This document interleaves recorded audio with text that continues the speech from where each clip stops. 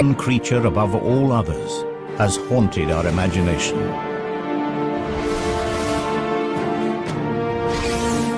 On land and in the air, the dragon has left its mark in the folklore of our ancestors. But what if these fantastic stories were more than myth? What if the legends were true?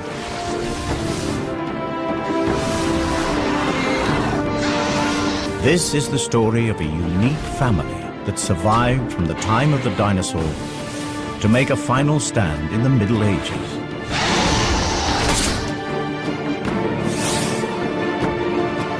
A scientific exploration of a remarkable species. This is the natural history of the most extraordinary creature that never existed.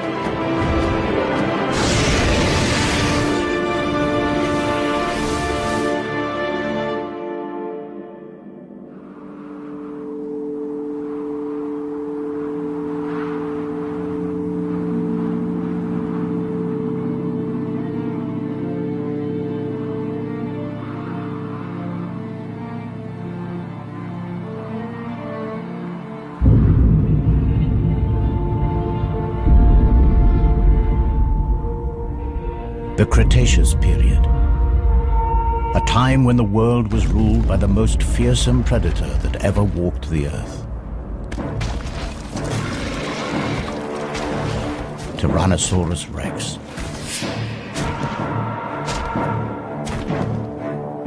The T-Rex has been forced to this remote place from his usual hunting ground. Something has been raiding his territory, and food has become scarce. He hasn't eaten for days.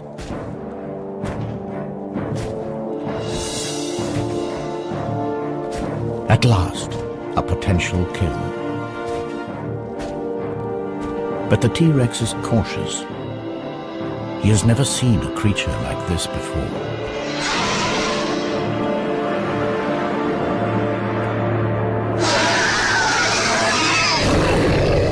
Hunger drives him on. The T-Rex has a clear weight advantage. So his prey bluffs, extends its wings to give the illusion that it is much larger than it really is.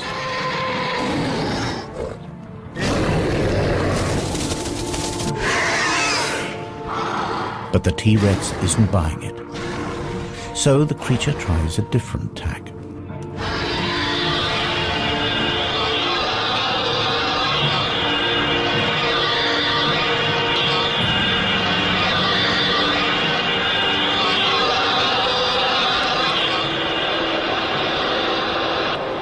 Cry carries for miles.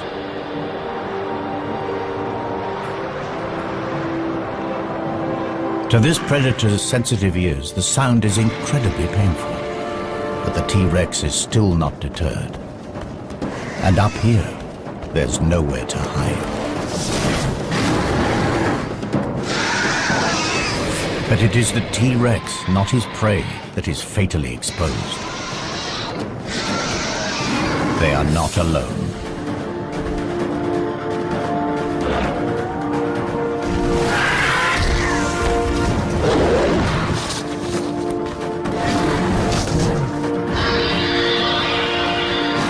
This is an adult female, a fully grown prehistoric dragon. This is her territory and she's protecting her son.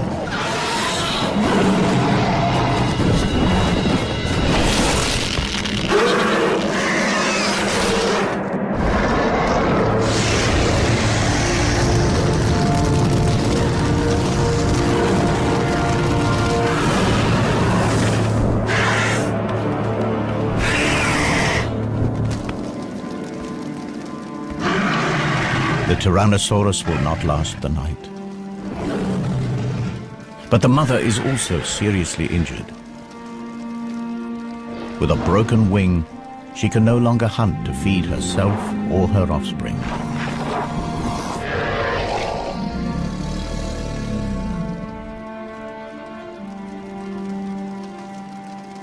But 65 million years from now, the T-Rex's skull will inspire a theory in the mind of a brilliant young paleontologist.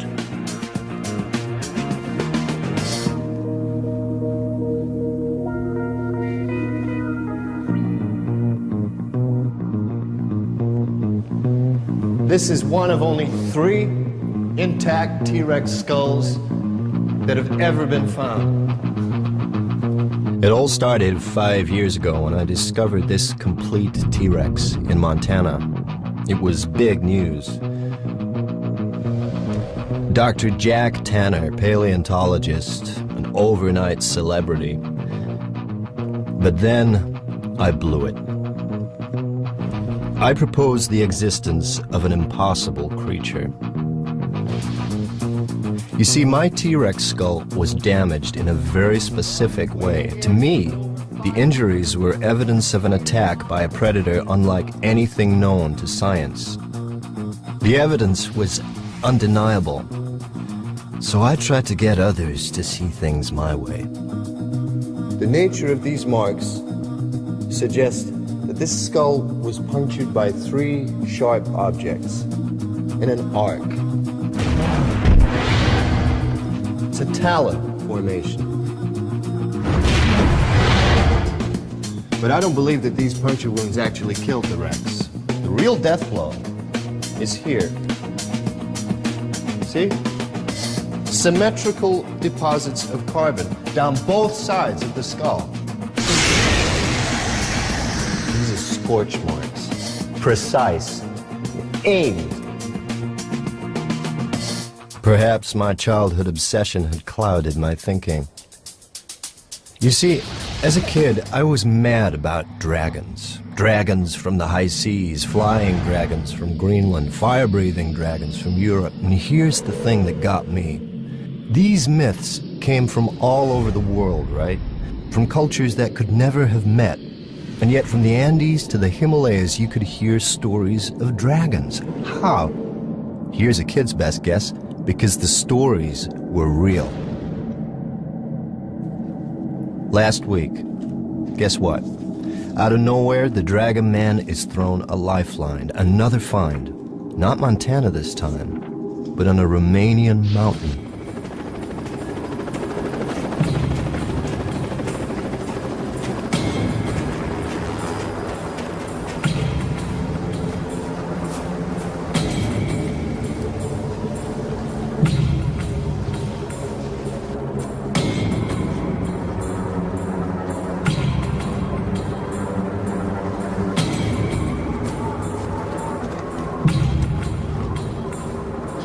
Extreme skiers had fallen into a network of ice caves.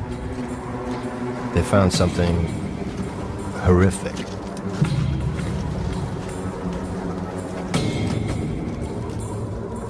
A body, and he wasn't wearing the latest lightweight thermals. It was ancient.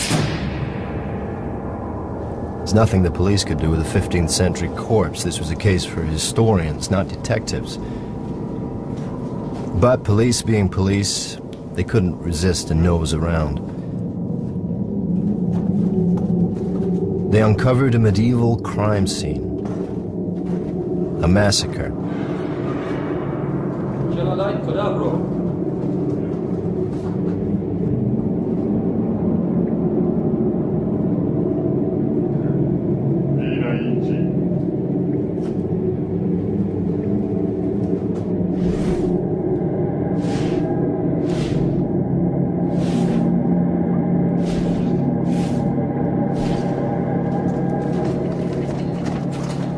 They moved deeper into the cave and soon wished they hadn't. Now, I don't know the Romanian word for dragon, but someone said it.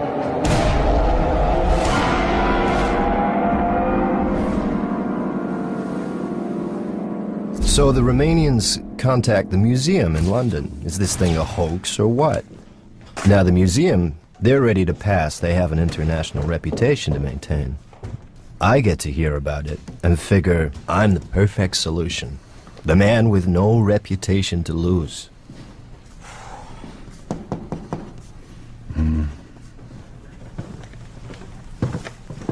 Have you seen the pictures? Every head of department has seen the pictures. And? Well, the museum's been formally asked by the Romanian authorities, in the strictest confidence, to help with this find. It's got them in quite a state. They don't know what they've got, and neither do we. Can I go? On the museum's behalf?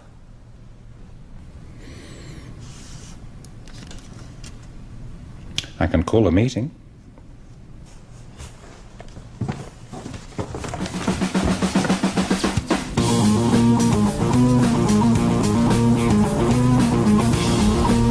So here I am, with two of the museum's rising stars who see me as a bad career move. We've got strict orders. If this thing's of any interest, get it shipped back to London. If it's a hoax, make our excuses and leave.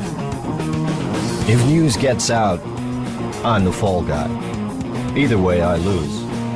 Unless, by one chance in a million, it's not a hoax. Maybe then I get my reputation back.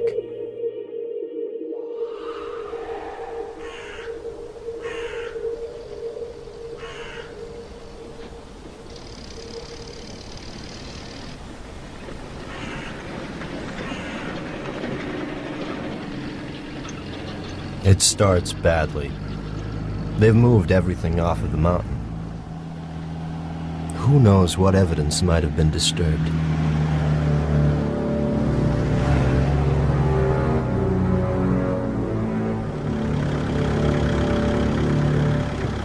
So we're in the backwoods, at a makeshift mortuary in an overgrown shed.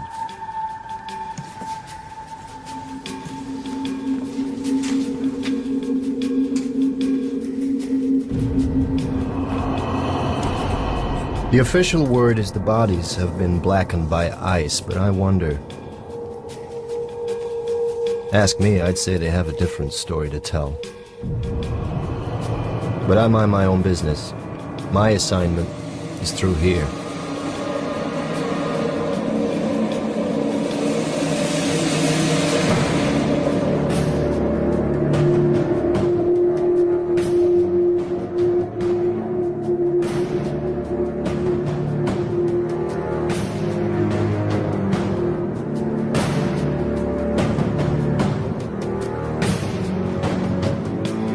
Nobody said anything about a whole carcass. It's massive. I can see why the Romanians were cagey. I should be too, if I had any sense. This has got to be a hoax. Hasn't it?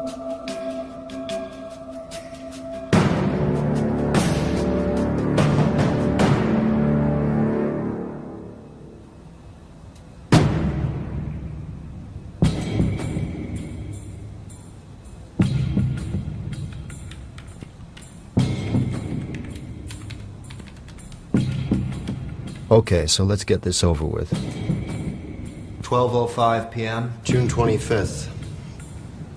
Dr. Tanner and team have forced to begin an immediate examination of an unidentified animal. The skin looks real enough. Too well preserved. If this is a hoax, it's the best I've ever seen. Okay, sweetheart. What are you? The hide is scaly. It has a tail.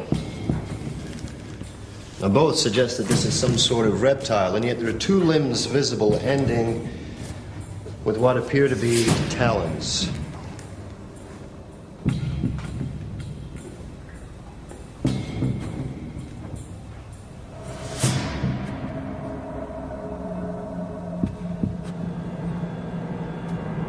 Now, these are general characteristics.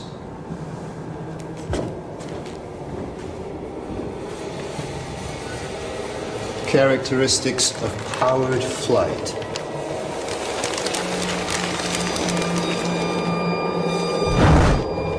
Could this thing really fly?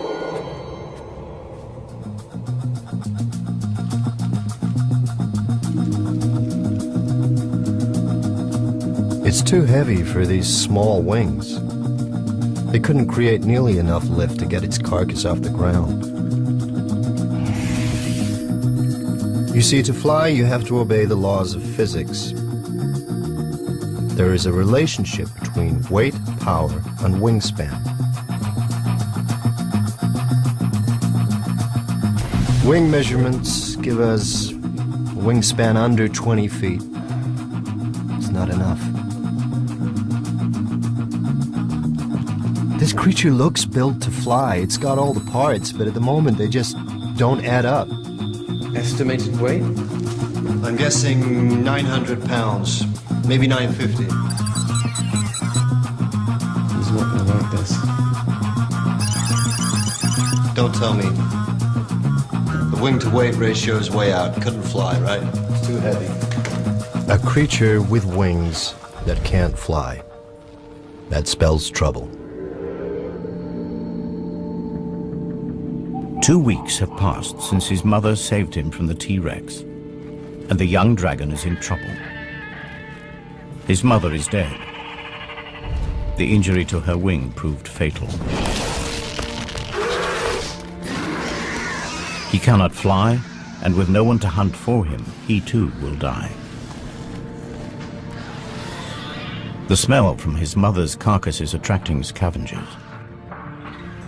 For the moment, they're just pterosaurs, but who knows what other creatures may pick up the scent. This dragon lost his mother at a critical moment. Somehow, he has to teach himself to fly before it's too late. And if he does get airborne, it will be thanks to one of nature's most astonishing feats of engineering. This just gets stranger by the minute. Internal scans show a massive heart. That's typical of flying creatures. Those chest muscles would need large quantities of oxygen-rich blood. Your bones are perfectly designed for flight, too. The internal structure is very specialized. It's honeycombed. You see this lightweight structure in bird skeletons. Their bones are strong, but still light enough for flight.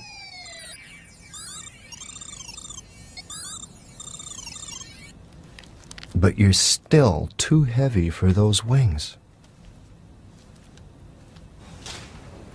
Come on, what's your secret? Any good news? There's something unusual inside the chest cavity. What are these? The image is too fuzzy. We don't have time to speculate. I'm going inside.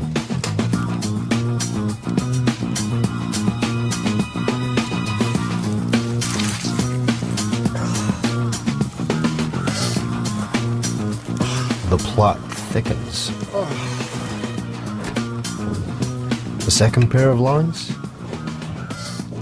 But there's no internal structure. Bladders, maybe? They must have held something. Will you pass me a syringe, please?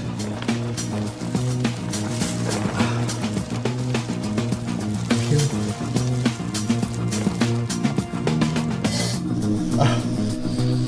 It's gas. Analysis, please.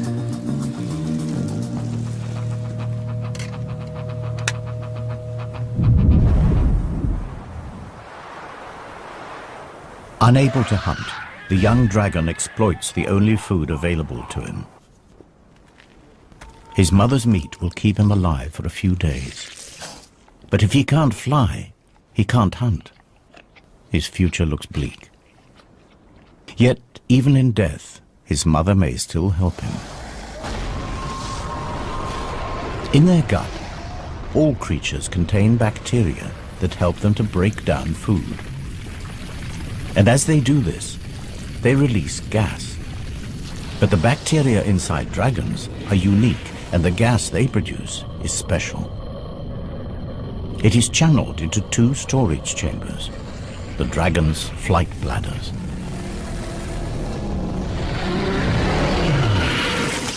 Alongside the super light skeleton, these bladders provide the key to flight, provided you know how to use them.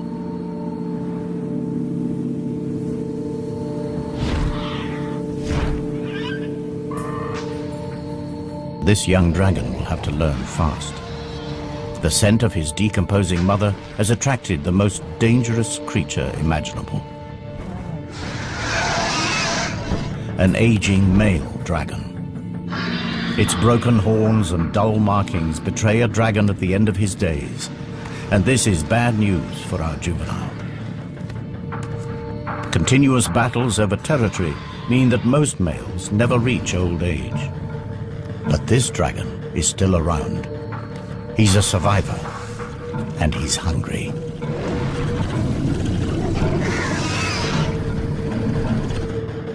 The youngster senses that given the choice, he'd prefer fresh meat. And this time, his mother isn't there to save him.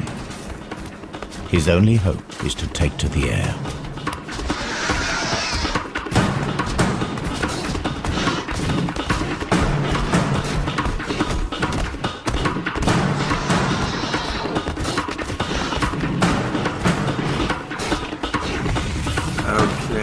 Gas composition, predominantly hydrogen. Hydrogen. It's 14 times less dense than air. It's odorless, colorless. You put hydrogen in a balloon, what happens? It floats away, right? The juvenile heads for the trees. The old male cannot fly here.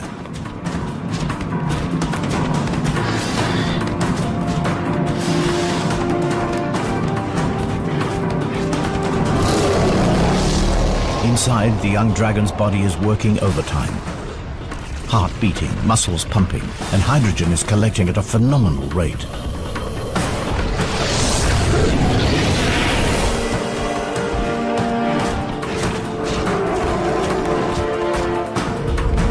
Fully expanded. What would you say is the cubic capacity of one of these things? 15 cubic feet. There are two. That's 30. 30 cubic feet. A pump full of hydrogen. What kind of lift does that give us? Not quite there, but maybe.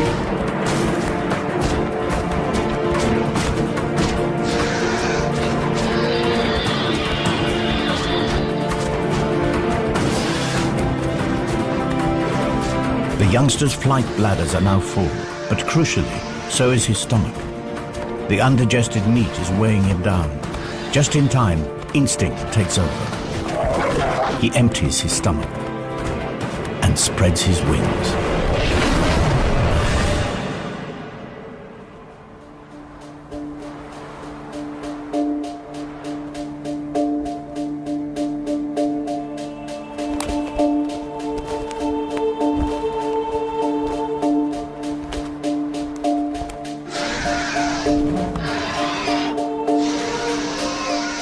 Exhausted, the old male abandons the chase.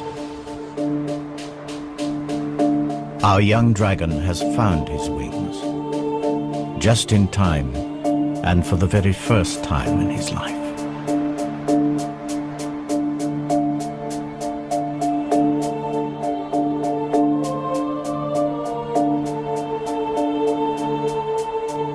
Analysis suggests it's to be confirmed that maybe, just maybe, this creature could fly. This is no hoax. This thing is for real. A gigantic flying lizard. Too much to expect that you could breathe fire, too.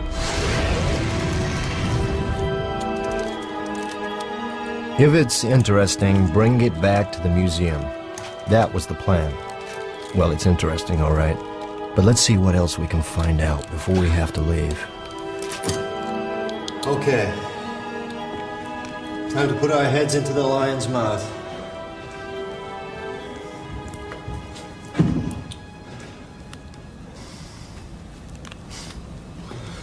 Was clearly a carnivore, a formidable predator.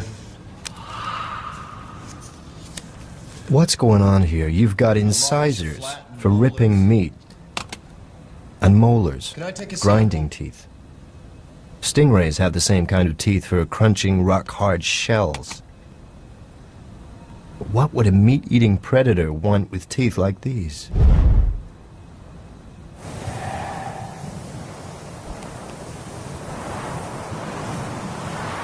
Several years have passed, and our juvenile is now a young adult.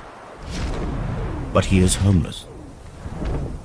Without territory, he will never have a regular supply of food, and he will never mate. But his time has come. In the past, he has strayed accidentally inside the territory of dominant males. Today, there is no mistake. It is a daring act. Half of all young males are killed in territorial battles. The dull coat of adolescence has transformed into a vibrant display designed to intimidate rival males.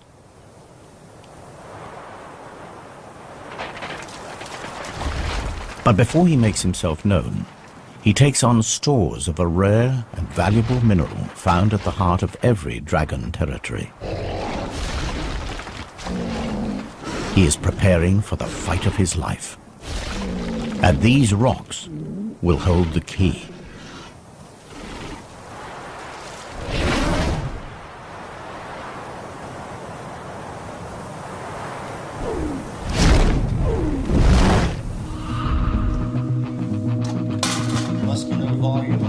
The inner surface of the mouth is incredible. It's almost armor-plated. Now this is something I've definitely seen before. A fleshy valve at the back of the throat.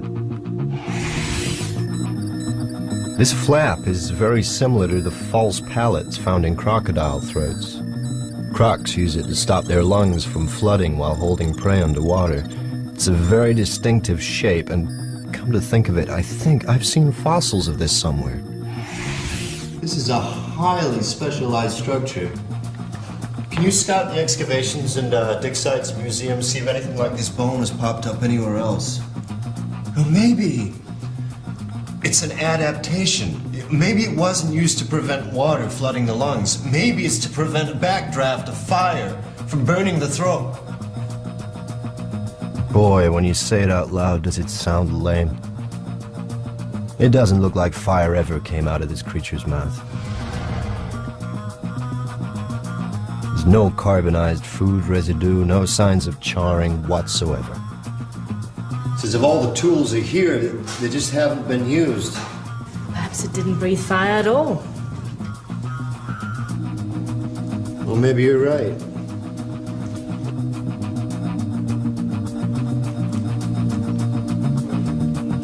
Let's take a step back. Nature isn't constrained by our lack of imagination. Think about it. The natural world is full of bizarre creatures that have the most extraordinary weapons, tongues like spears, colors that change, and shapes. Lassos even, but a creature that breathes fire? Bear with me. Meet the bombardier beetle. Now, when this guy gets angry, he fires out liquid at a temperature of over 200 degrees Fahrenheit. Now, how's he do it? By pumping a liquid fuel into a reaction chamber where a catalyst ignites it. The exploding chemicals have nowhere to go but out. And with a bang! Now, is that how dragons did it?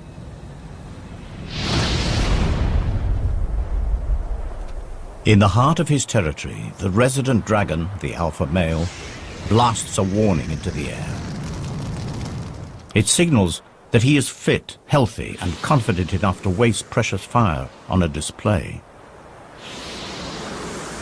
The message is not lost on our young challenger.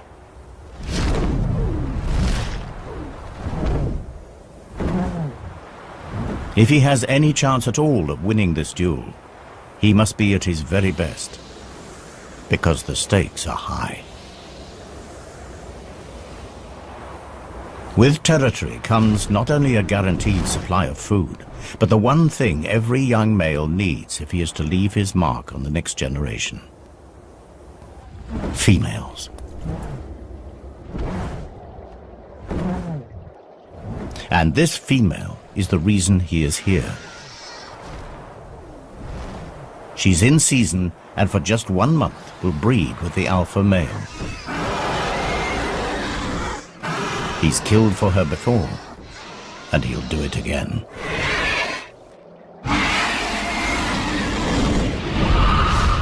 Okay. Back to basics. What do we need to produce fire? We need fuel, and we need something to light it with, an ignition system. We need a light, combustible material. Like gas?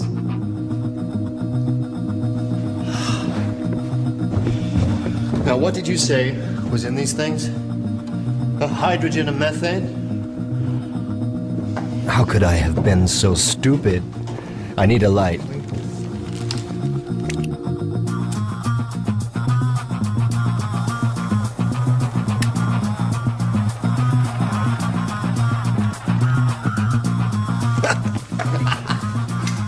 It's hydrogen and methane, both combustible gases, both lighter than air. These sacks double up as buoyancy aids and fuel stores. Evolution at its most economical. So far, so good. But how did you ignite it? Can I take a sample, please?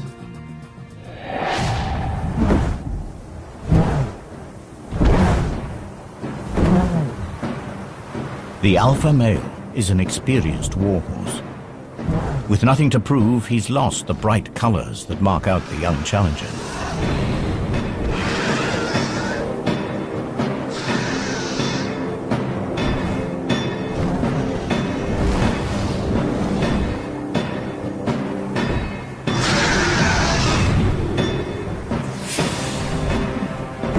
Experience tells immediately. The alpha male catches our youngster with his first strike. Instinctively, the young dragon heads for cover.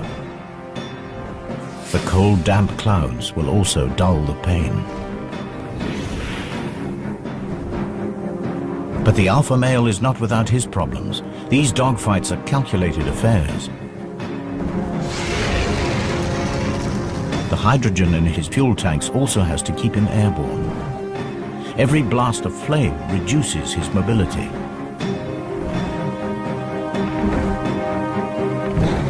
The challenger appears to accept defeat. He heads for the territorial boundary. It seems that now his best hope is to escape with his life. The alpha male drives on. He would rather finish him now. But he has misjudged his young opponent. The youngster is faster, more agile, and crucially, he has a full payload to burn. Wouldn't you know it? That sediment on the creature's molars, it's rock, with particularly large traces of platinum. Platinum is not just a precious metal, it's also a catalyst. Like our old friend the bombardier beetle, fuel needs an ignition system. And when platinum combines with oxygen and hydrogen, it combusts.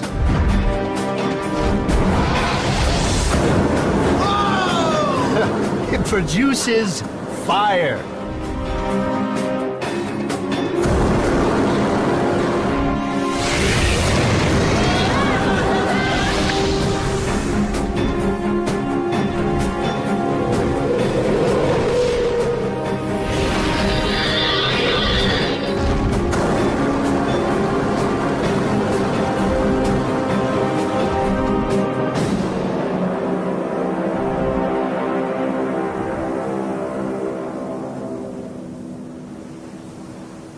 Our young pretender has triumphed. The female prepares to accept her new dragon overlord. All his life, he's fought the odds, and at last, he's made it. My theory was right after all, and you're the proof. You could fly, you could breathe fire. 65 million years ago, one of your ancestors killed my T-Rex. So how did your ancestors survive when the dinosaurs didn't? The natural history of our planet tells me that it simply couldn't have happened. 65 million years ago, at the peak of our dragon's success, a curtain comes crashing down on the Cretaceous period.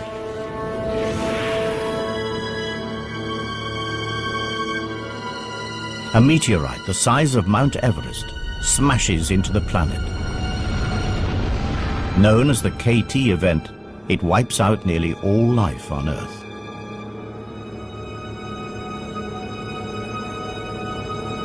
But somehow your species did survive. How?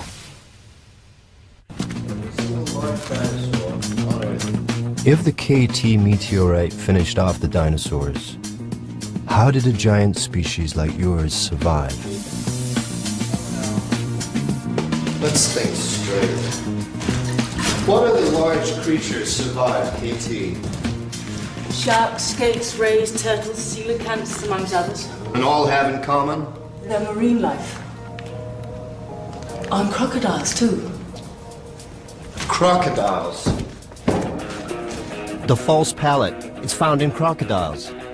Raised nostrils, suggesting a creature that could hold its prey in its jaws and breathe while completely submerged in water.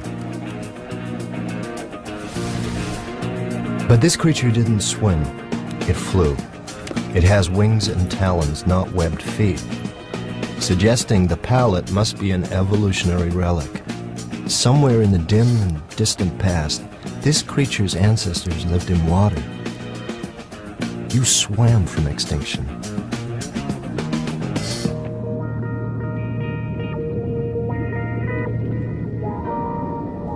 Water did indeed provide dragons with the escape route from one of the deadliest events in the Earth's history. But not the prehistoric dragon. The land-living dragon was indeed wiped out. But it was not alone. The dragon family had another branch. At the time of the KT catastrophe, the prehistoric dragon had a cousin, the marine dragon. Both species were descended from a common ancestor, but they followed very different evolutionary paths. The marine dragon lived in the sea, and life in the sea was less affected by the KT event.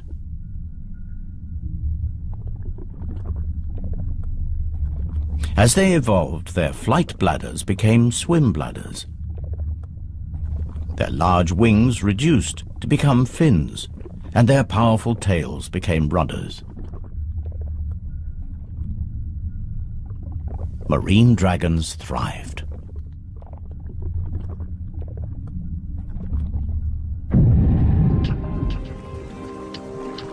Then, as global temperatures rose and the land recovered, some marine dragons returned to shallow waters.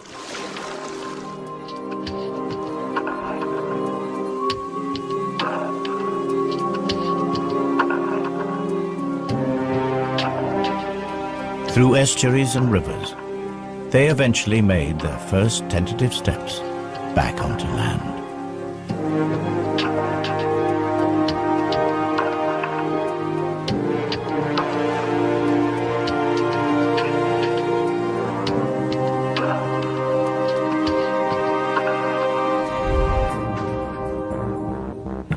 The sea serpent. Are the legends actually about marine dragons?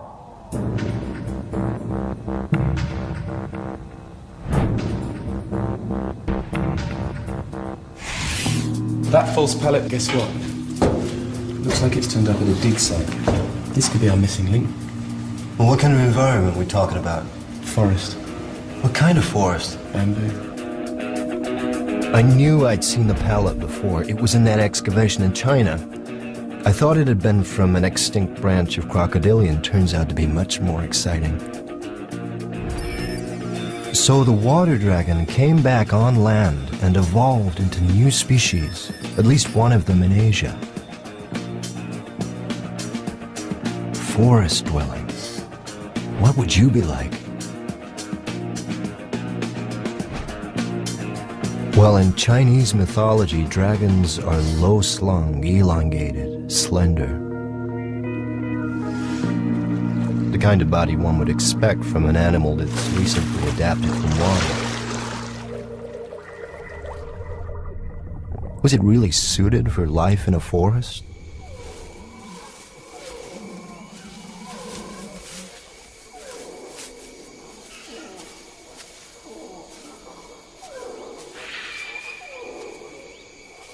The dragons that return to land discover that the prehistoric world has changed. The era of the dinosaur is over, and a new order of animals has risen up to fill the void. Mammals. And mammals provide plentiful food for dragons. The trick is to catch them.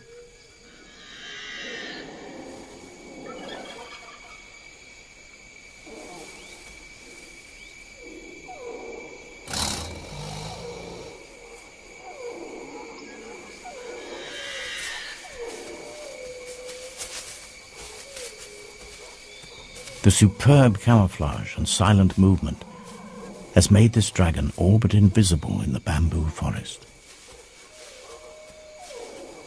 The wings on this dragon are too small for flight, but the flight bladders provide gentle lift and allow her to glide silently across the forest floor.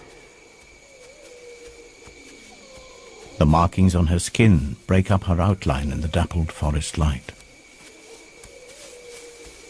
And to be sure, this massive relic from the age of the dinosaur has had to develop new tricks. Hunting mammals in this compact environment requires tremendous guile. Small, fast, and agile, mammals have incredibly acute hearing and smell. Alerted, they can disappear in an instant. Positioning herself downwind from her prey, she lies in wait and listens intently.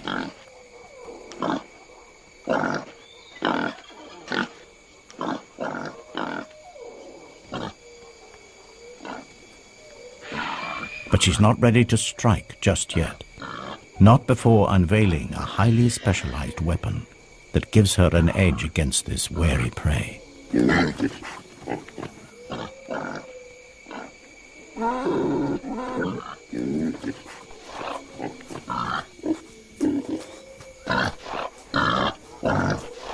The forest dragon has developed a remarkable behavioral strategy. Mimicry.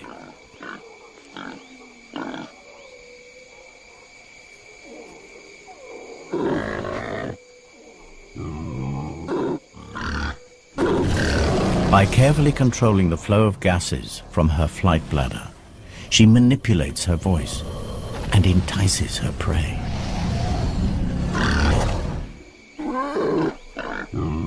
But her hunt is disturbed.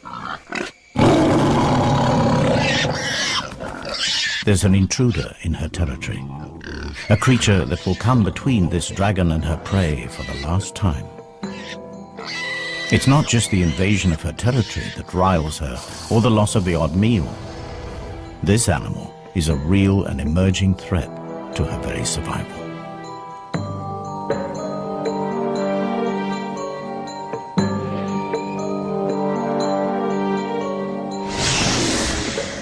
A glide is the best her stunted wings allow. But she has the scent now and is determined to finish things.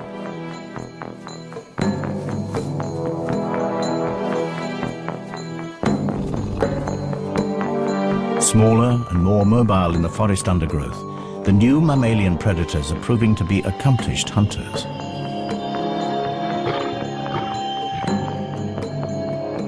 Left alone, these predators will outcompete her for food, and she would starve. She isn't going to let it happen. The dragon closes to striking range. She blends into her surroundings, unseen, but not unheard.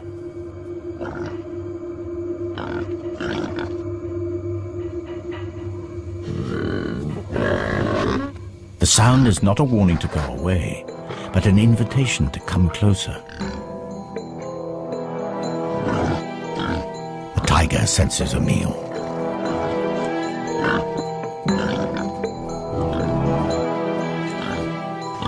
But he is a cautious hunter. The dragon tries a subtle change of pitch. The prey sounds distressed. An injury, perhaps?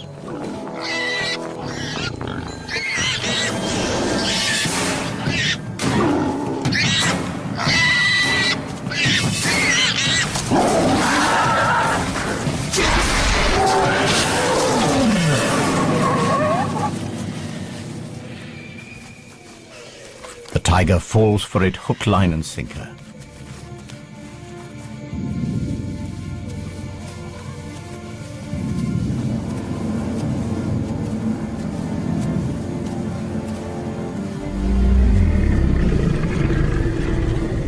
One less rival, one more meal. The kill is taken to a clearing.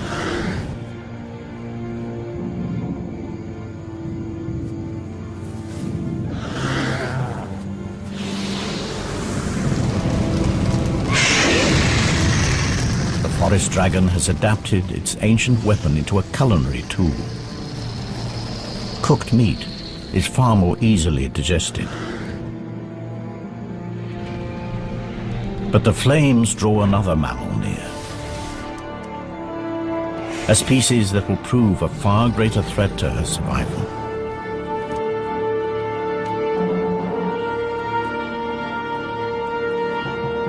I came here to expose a hoax, and suddenly a whole reptile family is coming to life. What a family. Of all the prehistoric giants, only yours survived the KT catastrophe. And you weren't the only dragon. Seems there was a forest-dwelling Asian dragon, a sea dragon too, just like the myths. Could there have been others? I need more time. The helicopter will be with us any minute, and soon we'll be heading back to England. And once this thing's back in the museum, I won't get a look in.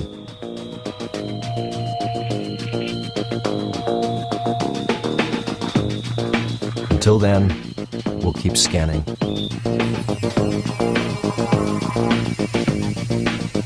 You need to look at this.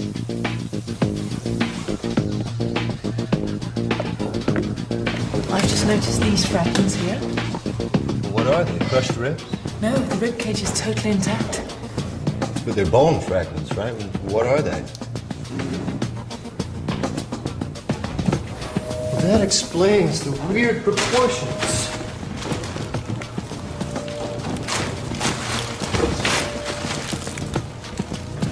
Of course. It's got 4 legs. And 2 wings. 6 limbs. No vertebrate that ever lived has 6 limbs.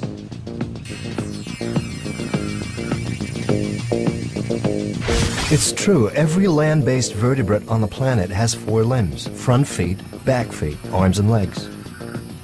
And airborne creatures too. Feet and wings. They all have 4 limbs. But not this dragon. It's got 6. It can't be a fake. Not now. If those legs are for real, then they'll show up in its DNA. Oh my. Now that's some freaky mutation. This creature has a genetic adaptation unlike anything in the animal kingdom, and wouldn't you know it? In the gene responsible for generating limbs. And it's here in mythology, too. The Chinese, the Aztecs, Polynesians, they all drew images of creatures with the same adaptation, giant 6-limbed reptiles. The clue was there all along. How could I have missed it? These drawings aren't wild imagination. They're records. These primitive people were telling us something, and we weren't listening. And if the images are accurate, then there are even more evidence that there were many types of dragon, and they lived everywhere on the planet. Okay, we've got evidence for a marine dragon, the sea serpent of legend, a forest dragon that lived in Asia, the Chinese dragon that adorns 1,000 pots, and you, well, let's call you the mountain dragon. Have you left your mark on European folk history?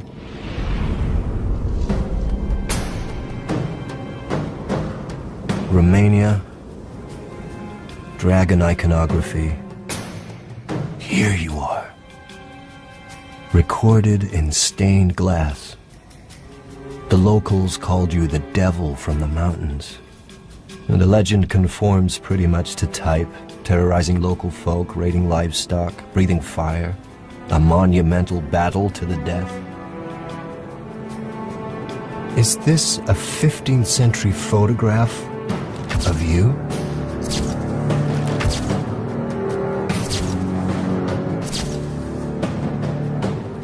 So the local farmers gave you a name, the Mountain Devil. And what kind of devil were you? We're down to the wire. They'll be moving the body out any minute, and I'll have to leave with it. One last check. Could we have missed something? What's that in the heart? That's something embedded in the right atrium. That's not organic matter.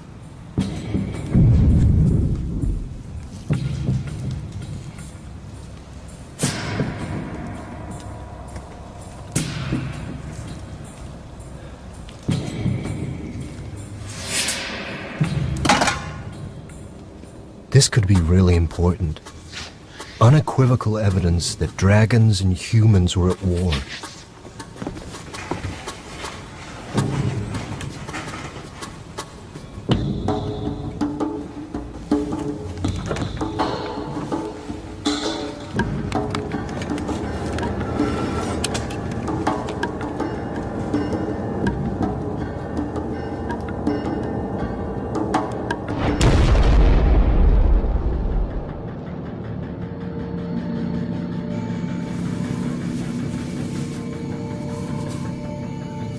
Throughout the age of mammals, dragons survived. But their survival was precarious. Fire was the ace that kept them one step ahead of the competition.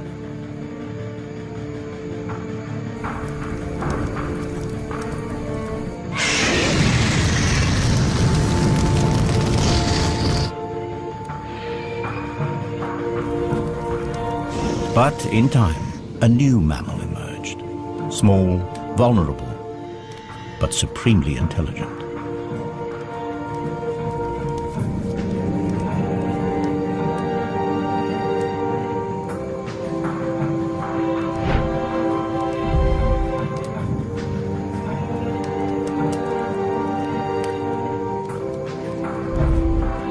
Physically, man was no match for a dragon, but he recognized the possibilities of fire.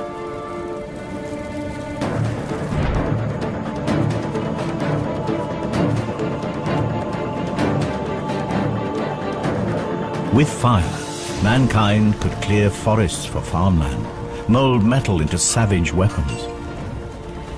In the evolutionary blink of an eye, mankind was pushing the most deadly predator in the natural history of our planet to the verge of extinction. They had turned the dragon's most potent weapon against them.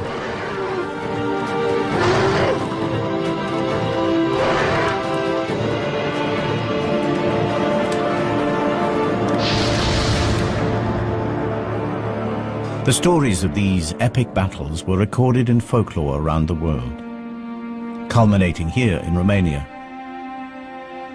A dark story passed down through generations. The story of a demon on a mountaintop, and of knights drawn into the mist, never to be seen again. Until now.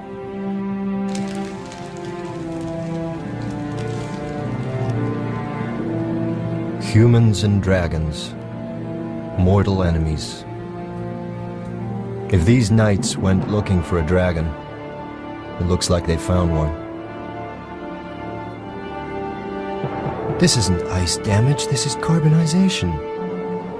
These men were burned alive by a dragon for sure, but not ours. Our dragon never breathed fire.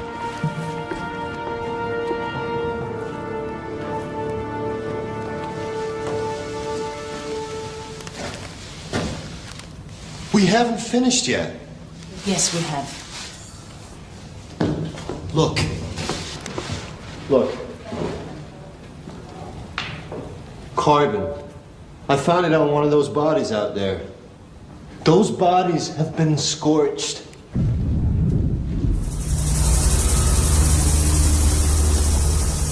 They're right, of course.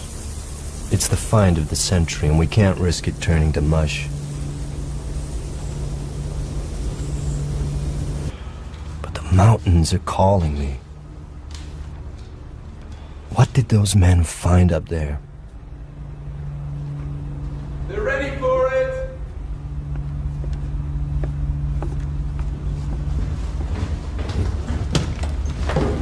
This section here. Am I misreading this?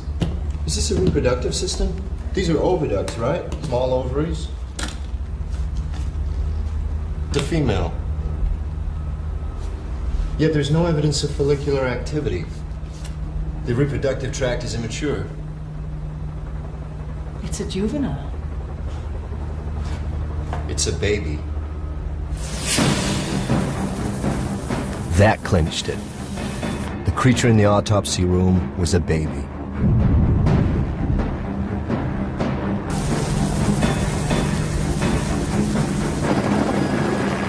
The cave wasn't just the scene of a random crime. It was a nest. The local myth is starting to sound remarkably like an accurate verbal account of a real event. The knights weren't killed by our dragon. They were killed by an adult, perhaps defending its young. And a dragon corpse can tell us how their bodies worked, but a nest, it can tell us so much more, how they lived.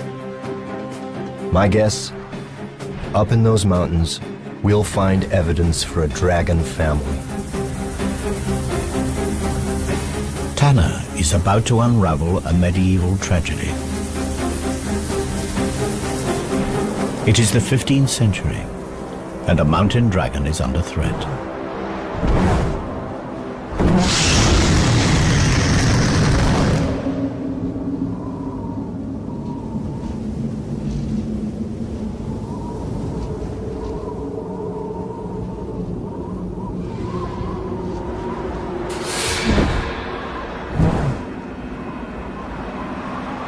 The distant ancestors of this female mountain dragon fed on the wild herds that roamed the vast Asian grasslands. But the herds were tamed by man. For dragons, they were no longer fair game. They were livestock. And so the dragons that gorged themselves on the plains have been driven to the remote regions of Europe. And in this remote place, wild game is scarce. Today she is hunting the rarest creature on earth. But not to eat.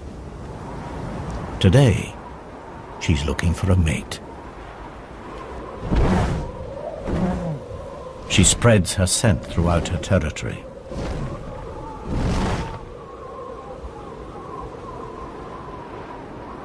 Strong winds carry the pheromones south.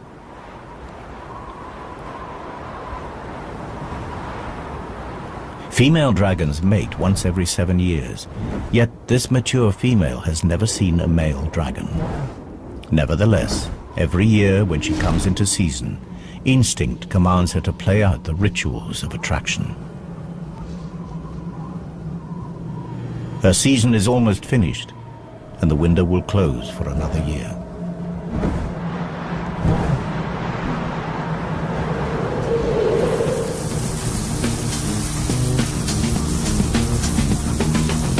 Another change of plan.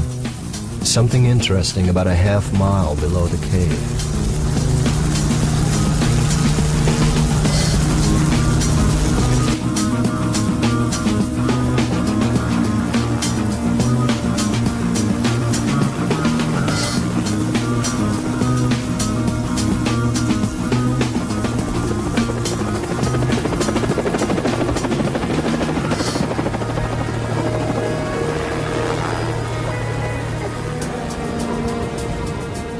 The melting snow has revealed unusual features on the rock.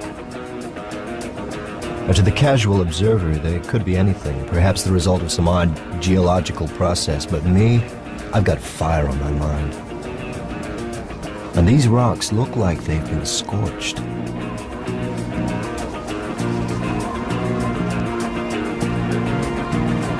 No, don't worry about samples. I need you to follow this line and look for more burn marks. And tread carefully, watch for hidden crevasses.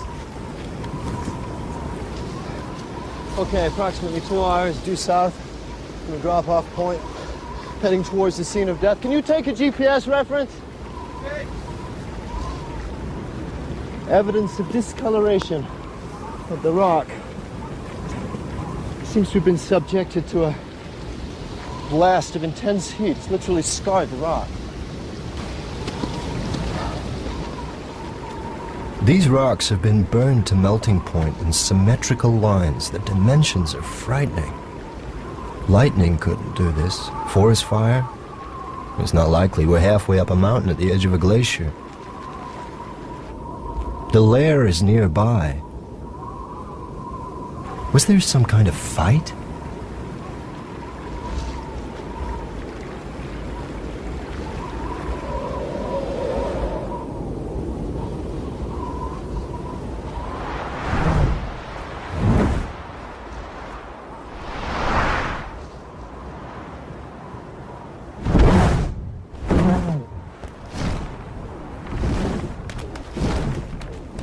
The female returns to her den. A network of caves melted into dense glacial ice. Despite the cold temperatures outside, in here the temperature is relatively warm. Like an igloo, the thick walls retain heat. But the mountain dragon has another line of defense against the cold. From her marine ancestor, she's inherited a blood protein that prevents her tissues from freezing. It has proved vital to her species as they are forced into increasingly inhospitable habitats. Soon it will be autumn, and her metabolism will slow as she prepares to hibernate through the bitter winter.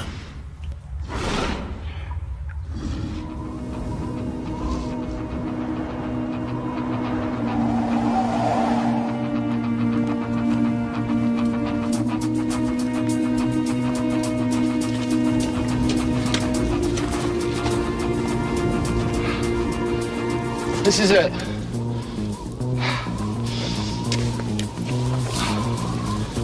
Why would you choose such a remote and inhospitable place to live?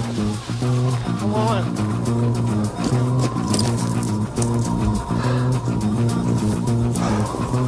Well, the police have done their job. Now it's our turn. Set up ultrasonic mapping and grid digital tiles of all the surfaces. We need to get a clear picture of what this place looked like 600 years ago. Can you begin excavation of the floor and the walls? Any extra forensics that we may have missed that may give us some clues as to the nature of the creature? I'm on it.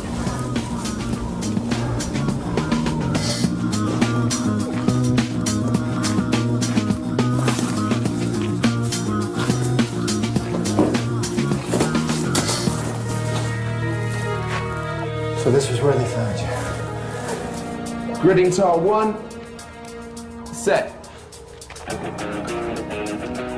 The laser scanner will help us build a map of this place, and then we can accurately record the position of everything that we find. Any mapping results yet? I've gridded most of the cave, but it's a labyrinth in here. It's anyone's guess what's behind these walls. Glacial movement. Set those echo scan charges at minimum. We don't know how unstable this place is. Echo scanning. Small explosive charges send shock waves into the ice. The echoes will tell us what's behind them.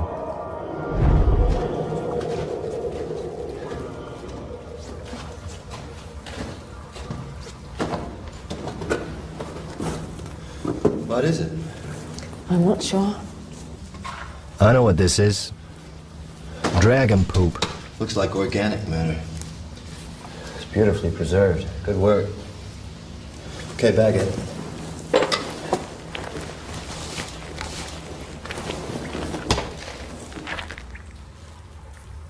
Sorry. Evidence of bone shards. Look, these look like fruit stones. Date stones? Not many date palm trees in the Carpathians 600 years ago.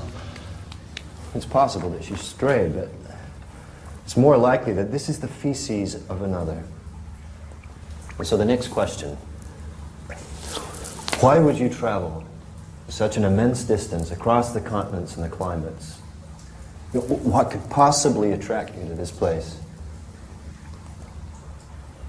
Whatever dumped this had its last meal in a much warmer place. Somewhere a long way from here.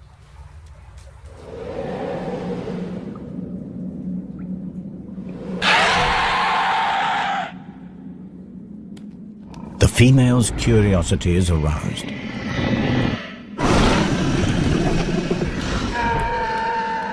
It is a sound she has never heard before, yet somehow it seems eerily familiar.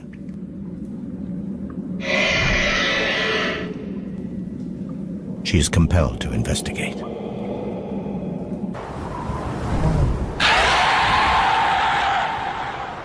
Against all odds, a male mountain dragon has picked up our female's scent. He's a nomadic dragon from the Atlas Mountains of North Africa. His search for a mate has brought him across southern Europe to the Carpathian Mountains. Now he has found her, instinct takes over. And they do what their kind has done for thousands of years.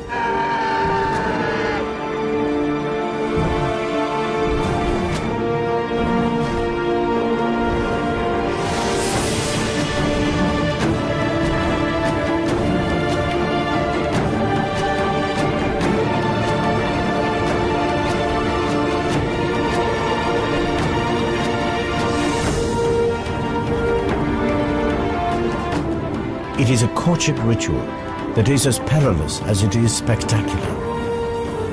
At the height of her climb, they lock talons and drop in a dazzling free fall. It is the ultimate test of faith.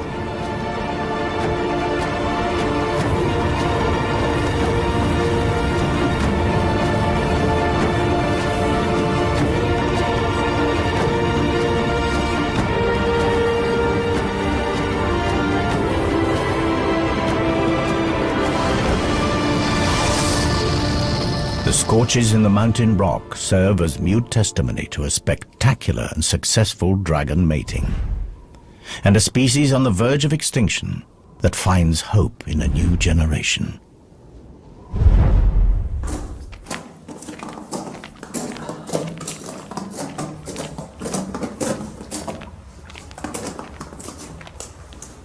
What is that?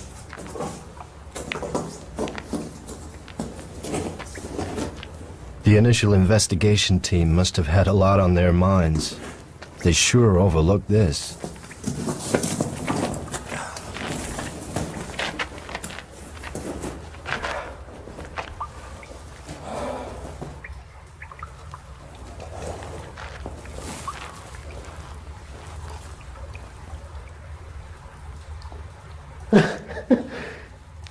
It's a nest. Judging from the size and shape of the calcified fragments and the curvature, I think it's safe to say that this egg was of considerable size. And given the fairly limited number of fragments, I think it's safe to say that only one egg would have been incubated at any one. Oh my God.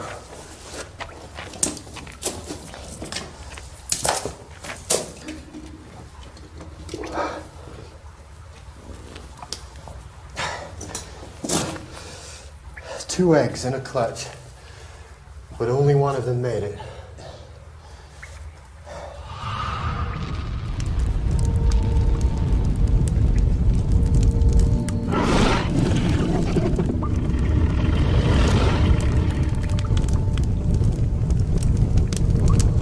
Crocodiles bury their eggs in active compost to keep them warm. Dragons have a much more direct method.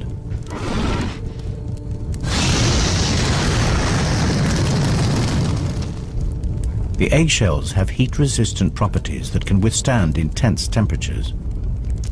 In fact, without this searing heat, the dragon chicks inside would die of cold.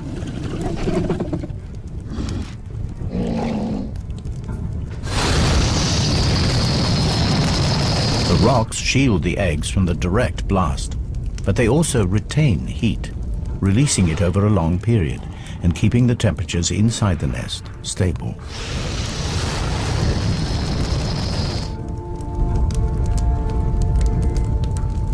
If she is to become a mother, careful and constant temperature control is essential over the long incubation period.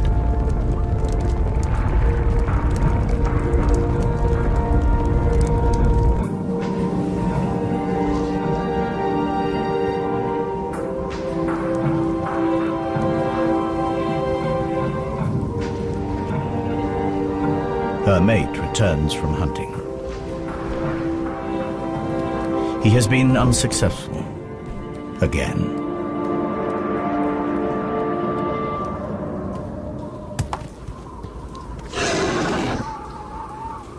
After mating, female dragons become aggressive, deeply defensive when any creature approaches the nest, even a mate.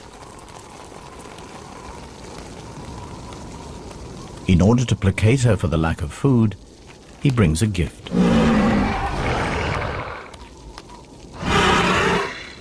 Another rock for the nest.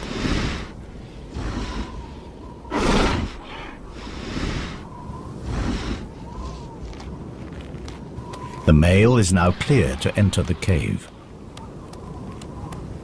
The female will take her turn to hunt.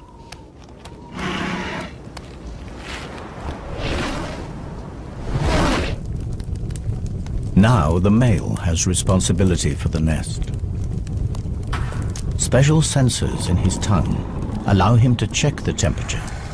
If the eggs fall below 60 degrees, the chicks will die. Yet, quite deliberately, he lowers the temperature. There is method in this apparent madness. Just like crocodiles, the temperature in the nest will determine the sex of the offspring. Cooler temperatures encourage the development of females. Males, even sons, will compete for territory, food, and breeding females. Females suit him better. In normal times, this self-serving strategy is sound, but in a species on the verge of extinction, an imbalance in the sexes could prove fatal. Should anything happen to him, this tiny group is finished.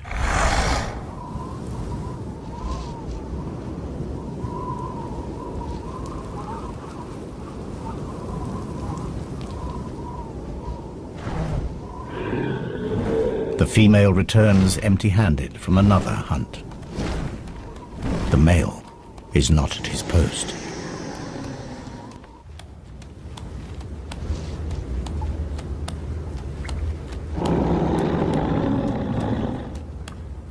Something is very wrong.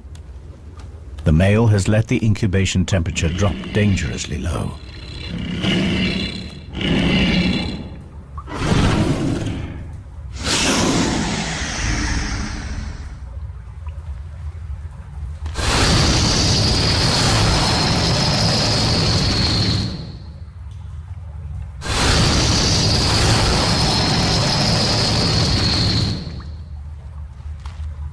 It is already too late for one of her chicks, but one might survive.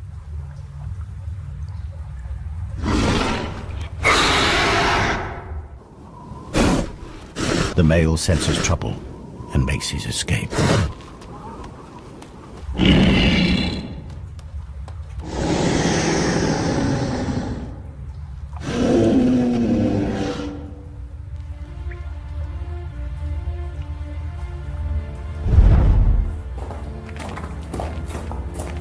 The cave continues to yield up its secrets at a fantastic rate. bones from a domesticated sheep. You were preying on local livestock. Silly girl, you were playing a very dangerous game.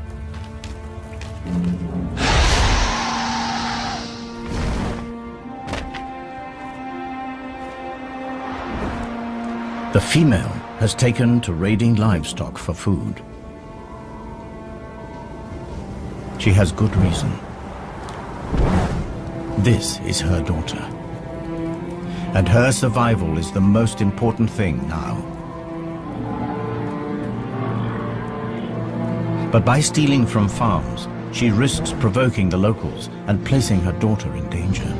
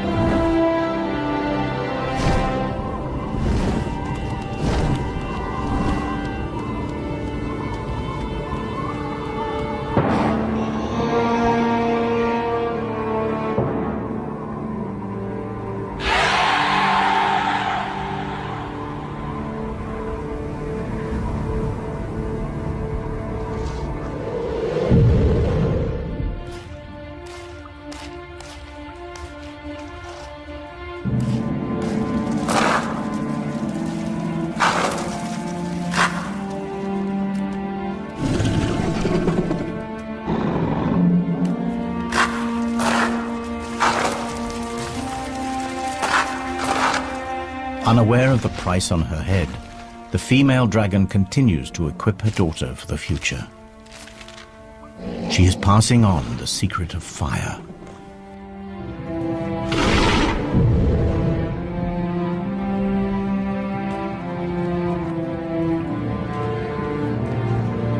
These marks could have been made yesterday. You were after something in the rock. We'll need tests, but my guess is that we'll find platinum. This nest wasn't built here for the view.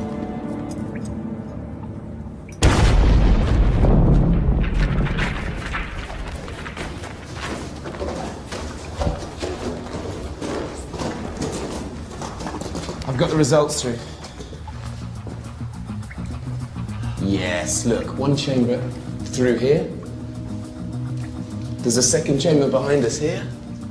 And there's a third chamber right over there. 3 chambers. We've only got time to go into one, so what do you want to do? I have no idea. Wait a minute. What's that? There's something on the rock.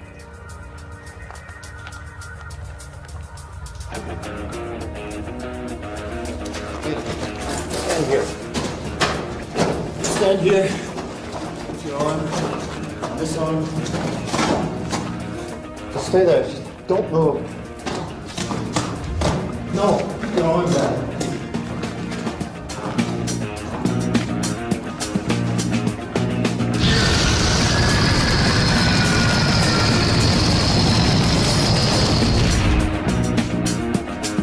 Whatever created that blast mark came from behind this wall. Set up the rover. We're going in here.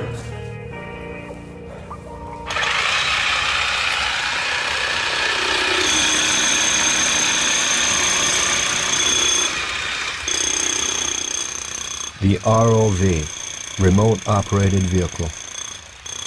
One of the latest additions to the paleontologist arsenal.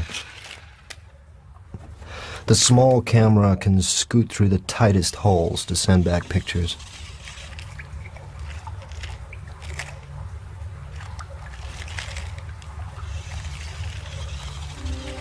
Padre nostro, che sei, sia santificato il tuo nome, venga il tuo regno, sia fatta la tua volontà, come in cielo e così in terra.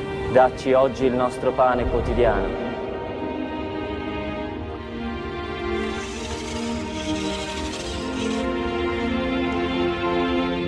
E rimetti a noi le nostre debiti, le nostre colpe, come noi le rimettiamo ai nostri debitori.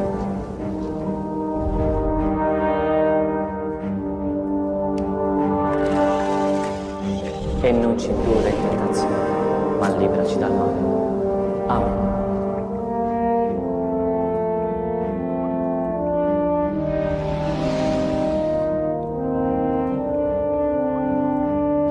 We gotta get in there.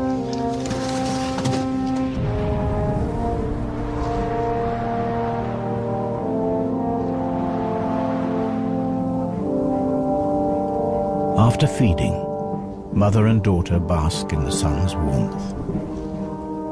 Their wings soak up heat like solar panels.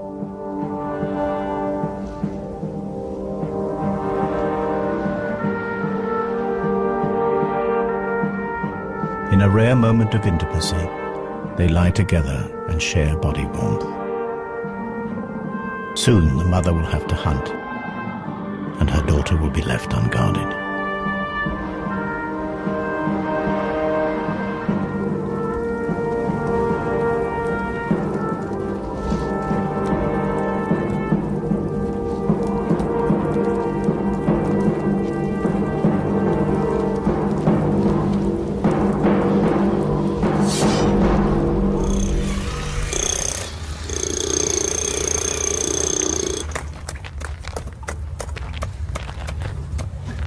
The nights in the mortuary weren't alone.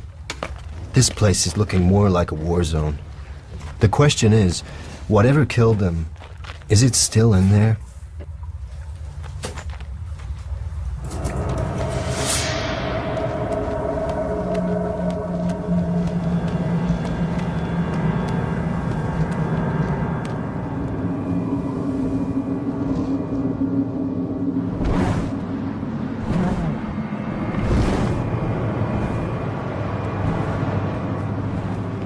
With summer drawing to a close, the dragon is desperate to fatten herself and her baby before they hibernate. And in her desperation, she has all but cleared the local farms of livestock.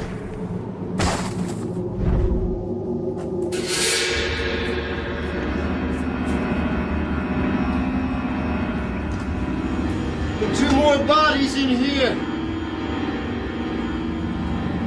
There doesn't appear to be any evidence of scorching.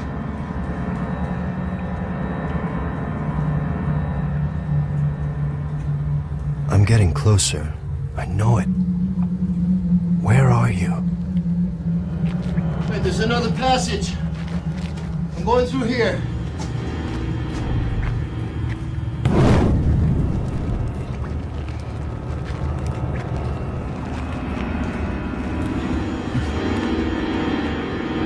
Once man and dragon lived side by side.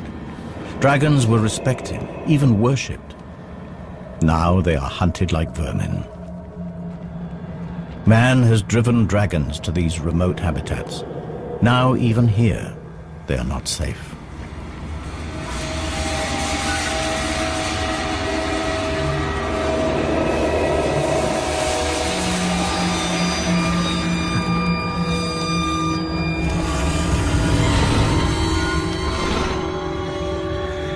Without the ability to breathe fire, this immature youngster is vulnerable.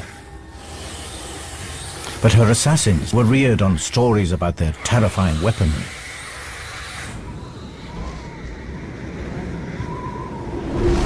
Wary of the fire-breathing devil, they are cautious. Eventually, they sense that this dragon carries no threat.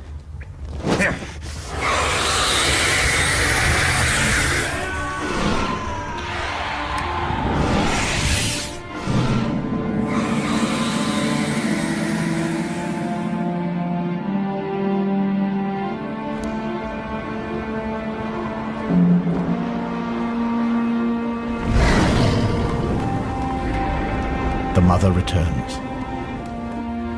Too late.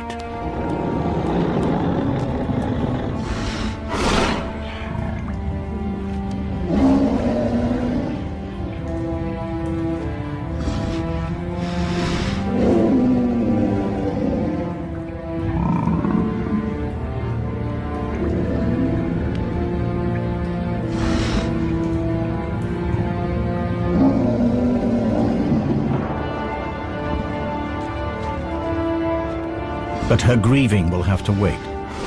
She catches a scent, chilling yet familiar. In a final insult, the assassin wears the blood of her daughter as a trophy. These warriors may have survived many battles, but nothing can prepare them for the fury. They are about to reap the whirlwind.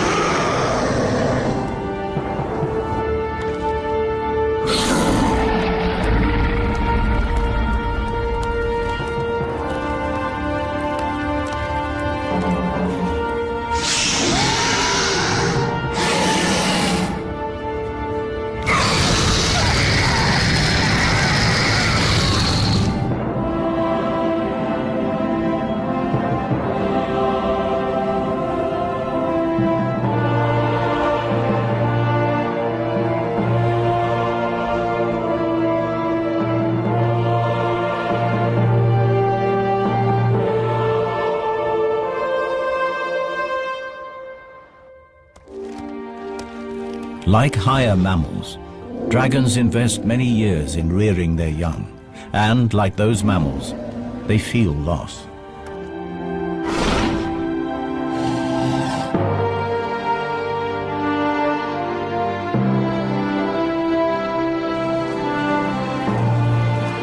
But the trauma of her daughter's death has brought the female dragon into season. She may still be mourning, but her body knows that to survive, she must mate again.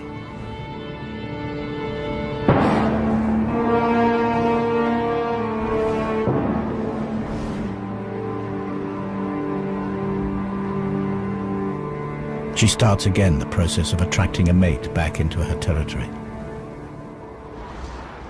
She displays the armor from her daughter's assassins.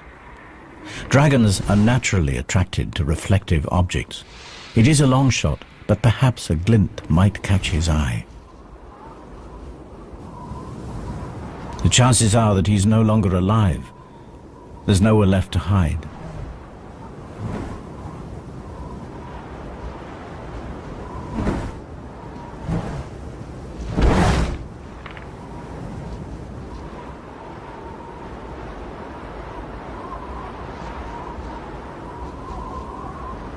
As winter draws in, hibernation beckons.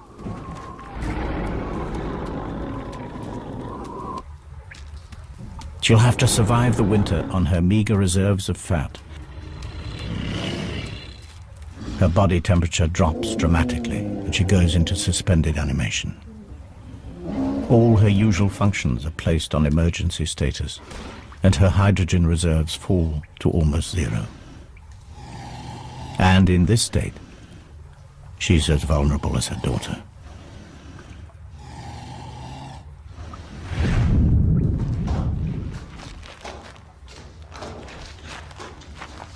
Where are you?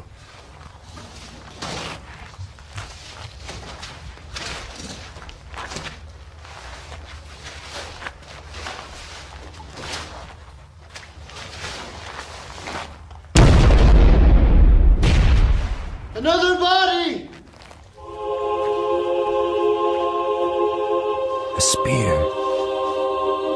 A body. It's crushed by something.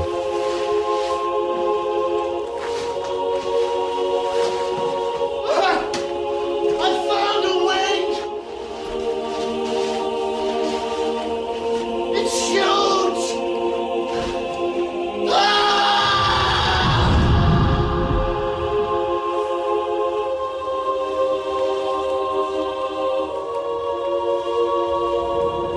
The female is woken from her torpor.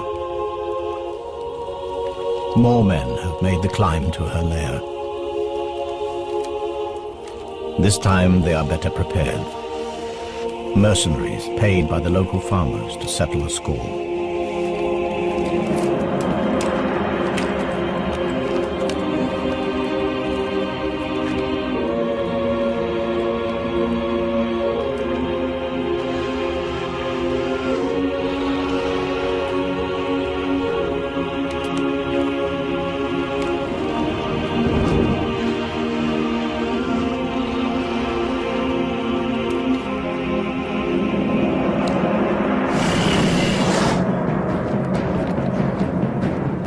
Without food, she cannot make hydrogen. And without her precious gas, she cannot fly or breathe fire.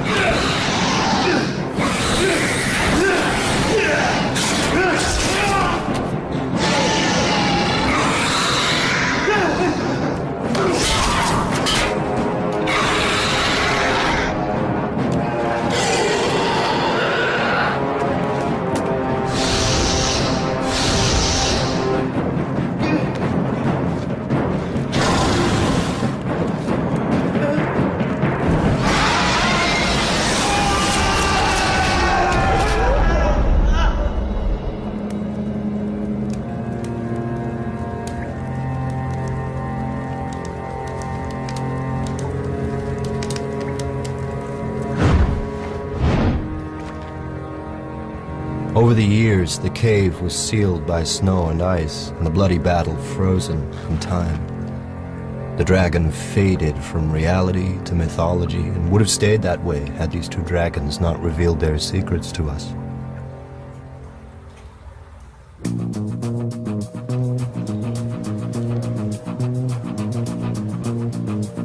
I left the museum with my reputation in pieces.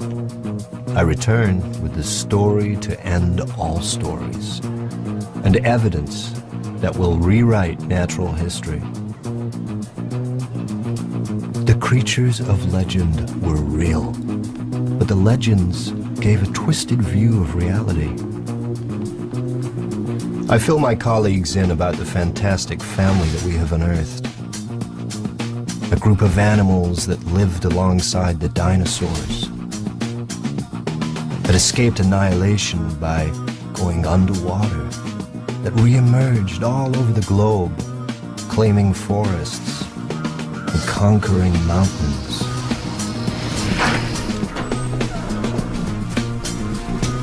But I can tell that they're not listening. They want to see the evidence firsthand. And who can blame them? This way. And goggles on, please.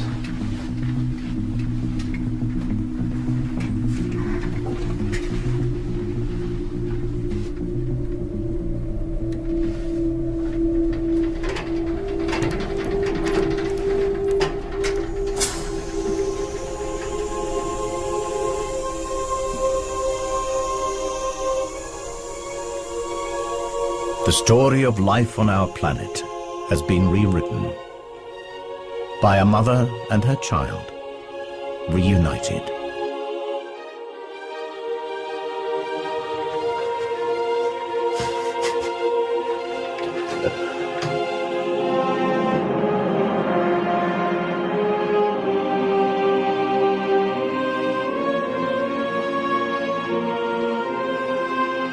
And that's what we have here.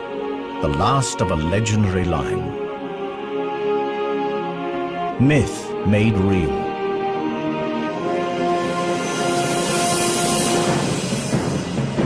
The myth of a sheep stealer. The reality of a mother struggling to feed her young. The myth of a vicious beast. The reality of survival at any cost.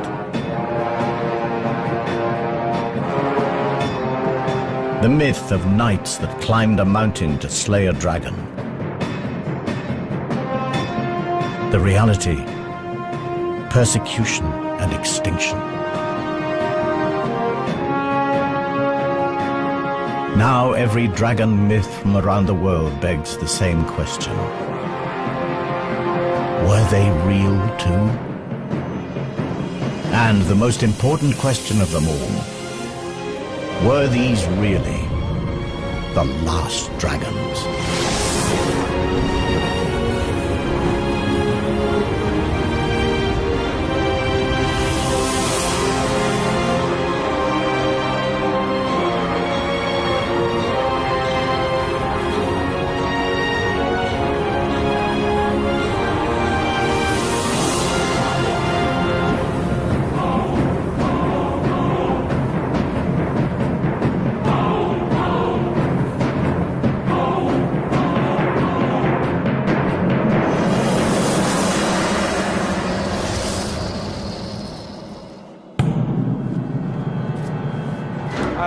Professor Tanner, I thought I'd catch you.